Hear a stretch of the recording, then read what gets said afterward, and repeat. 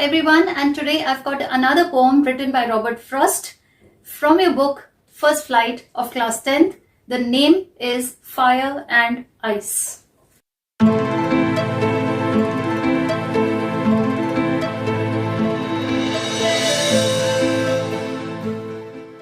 Nature has its way of creating and destroying things, and two things which are capable of destroying the entire life and property, this entire world, are fire and ice.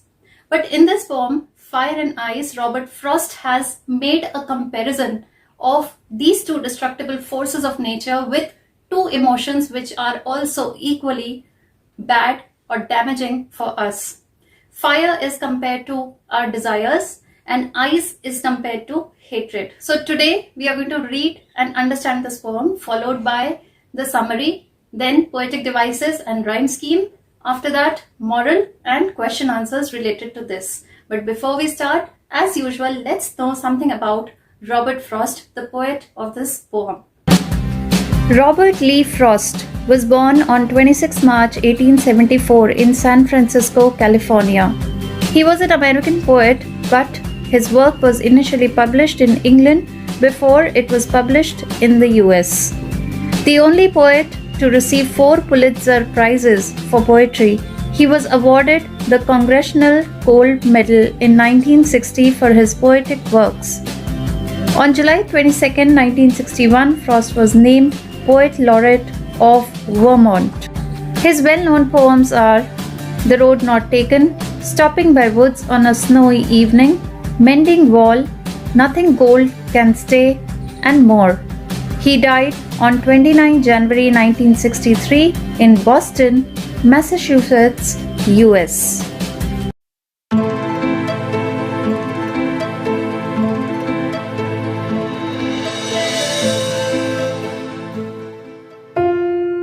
Some say the world will end in fire, some say in ice. From what I have tasted of desire, I hold with those who favor fire. But if it had to perish twice, I think I know enough of hate to say that for destruction ice is also great and would suffice. Some say the world will end in fire, some say in ice. The poem expresses this idea that the world would end in either of two ways, either by ice or by fire.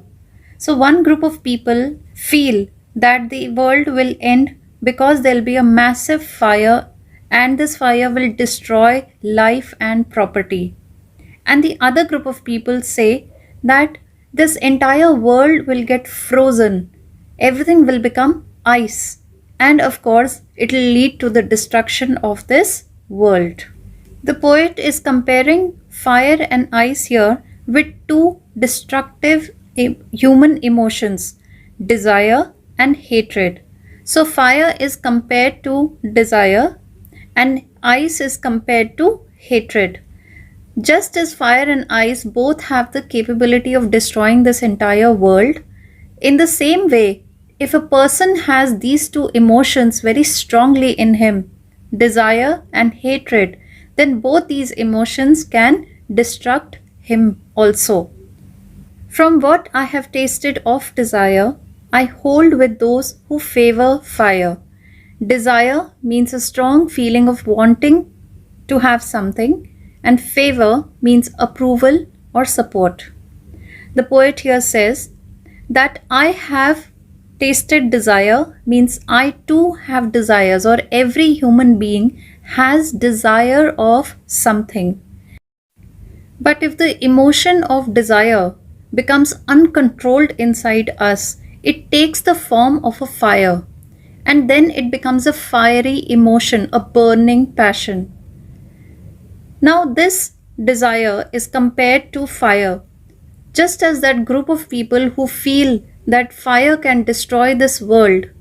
In the same way, if you have a fiery desire of something, if you have a burning passion of something which is uncontrolled, then also it can destroy your life. So the poet supports those people who say that the world can be destroyed because of the fire. In other words, the poet wants to tell us that if the entire humanity does not control their desires, then it can be a doom for them. Then there can be a day when this humanity will come to an end. But if it had to perish twice, I think I know enough of hate. Perish means die. The poet here says that if there was a second chance for the world to die or to get destroyed, then hate is another thing which can destroy it. So, just as desire can destroy the human being, in the same way, hatred can also destroy a human being. And too much of hatred in this world is enough to destroy this entire world. To say that for destruction, ice is also great and would suffice. Suffice means be sufficient. The poet here is trying to compare ice with the emotion of hatred. And he says that just as hatred can destroy the humanity, in the same way, if this entire world is covered with ice, if this entire world gets frozen, the temperature dips below what is necessary for life, then also the world will get destroyed. Though slow and steady, hatred has the same effect that desire has on us. So, if given an option between fire and ice, ice would be just as good as fire to destroy the world. In other words, if given an option between desire and hatred, then both are equally capable of destroying this humanity. So basically, the poet wants to tell that both these options should be in control. They should never go uncontrolled, because then the life is sure to end.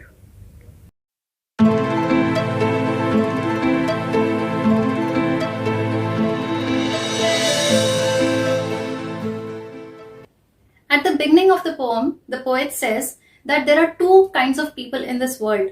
Some people say that ice will destroy this world, and some people say that fire will destroy this world. In the first stanza of this poem, the poet beautifully describes how fire can destroy. But at the same time, if you compare fire with an emotion of human beings, that is desire, you'll understand it how. Fire is a component of nature, and we all know how it destroys and creates havoc. If it is left uncontrolled, it can burn out everything. In the same way, we humans also have desires. Okay? But if we do not control our desires, then they can become fiery, just as fire. And if our desires are not under our control, then definitely they can destroy our own life. And imagine if each one of us have uncontrolled desires, what will happen to this humanity? Of course, the world, the human beings, the entire mankind will come to an end. In the second stanza, the poet is drawing a parallelism between ice and hatred. Now imagine a scene when this entire world freezes, just like an ice age. Nothing will live, everyone will die, because everyone will be frozen, it will be cold, right? So this ice is compared to the human emotion of hatred. What happens when we have hatred inside us? We become indifferent, we become insensitive, we do not give warmth or love to the other person, we become very cold in our behavior. So when we understand this concept, we can easily relate that just as ice is cold, similarly hatred is also cold. It has a slow power of destruction. Unlike fire, fire has a fast or rapid power of destruction, but ice has a very slow speed of destruction. So in both the cases, even if it's fire or it is ice, both can destroy the world. In the same manner, if we have these two emotions, either desires, uncontrolled desires, or uncontrolled hatred, then both these emotions can destroy the humanity or mankind. Therefore, the poet suggests us that anything in excess is never good for anyone. Even if it is the positive emotion or the negative emotion, both these emotions have to be in balance. You may have desires, but see whether they are under control or not. See whether you can fulfill them or not.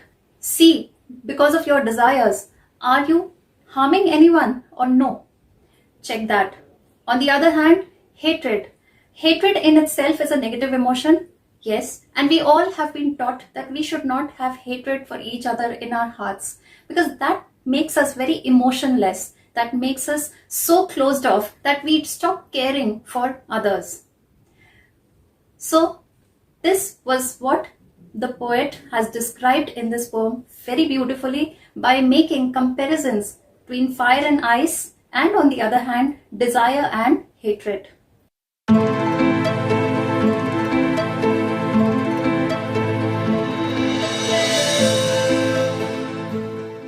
Now, after this quick summary, let's move on to the poetic devices and rhyme scheme used in this poem.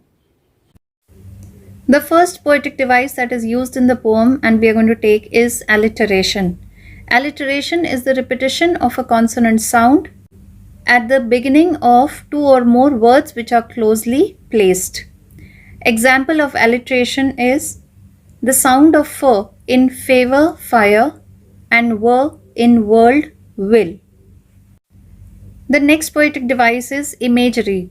Imagery is used to make readers perceive things involving their five senses, means they can imagine when they read.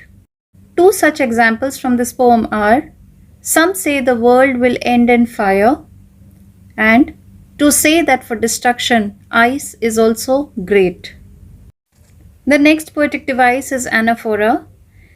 Anaphora is the repetition of a word or expression at the start of two or more consecutive lines.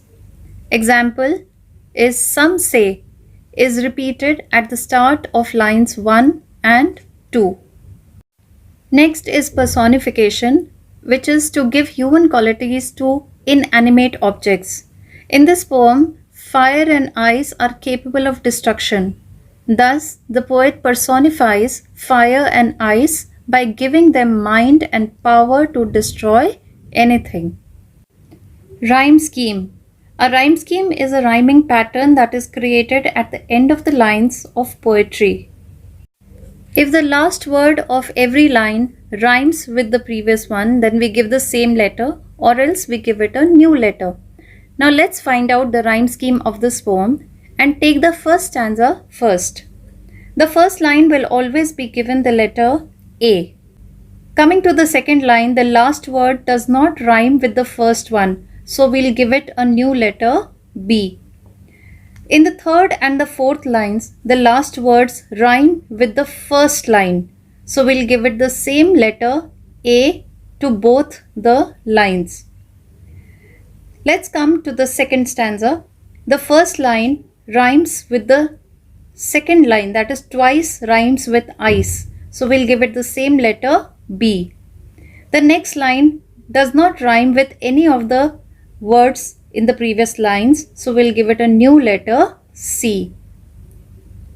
Next, ice rhymes with twice and ice in the previous stanza, which has the letter B, so we'll give it the same letter B here also. The next is great. Great rhymes with hate, so we'll give it the same letter C here. And suffice rhymes with ice and twice, which will take the same letter B. Therefore, the rhyme scheme of this poem is A B A A, B C B C B. What's the moral of this poem? The moral of this poem is we should know how to control our emotions. If we let our negative emotions uncontrolled, then someday it is going to harm us.